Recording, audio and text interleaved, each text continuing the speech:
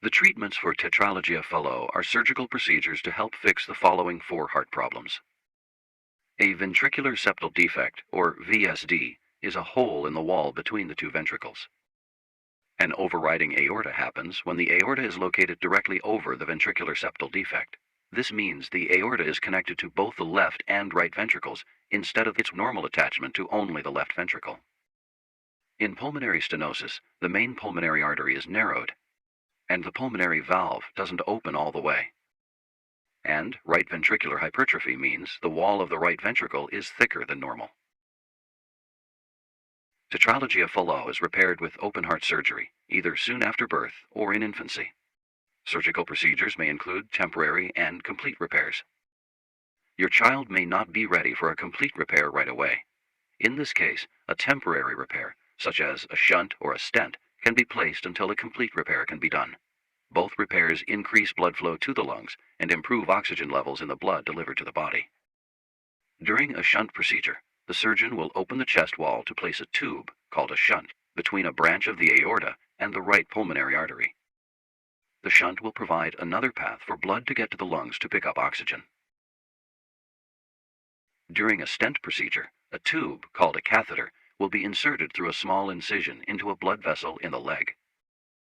The cardiologist will use the catheter to place a device, called a stent, inside the narrowed area of the pulmonary artery. This allows more blood to flow to the lungs.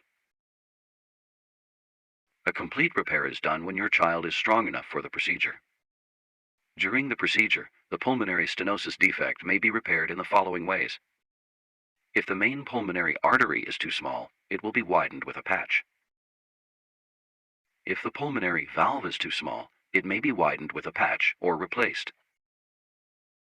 If extra heart muscle is blocking blood flow below the pulmonary valve, the surgeon will remove the muscle tissue.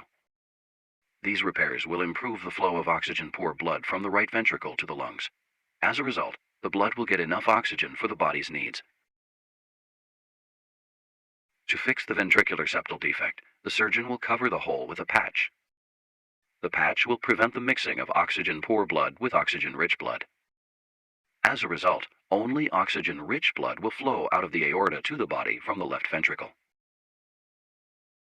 Over time, fixing the pulmonary stenosis and closing the ventricular septal defect will also fix the right ventricular hypertrophy.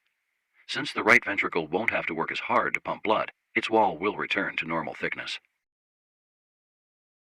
If your child still has a shunt from the temporary repair, it will either be removed or clipped shut at the end of this procedure. Similarly, if your child had a stent placed, it will also be removed. To find out more about treatment for tetralogy of fallot, talk to your healthcare provider.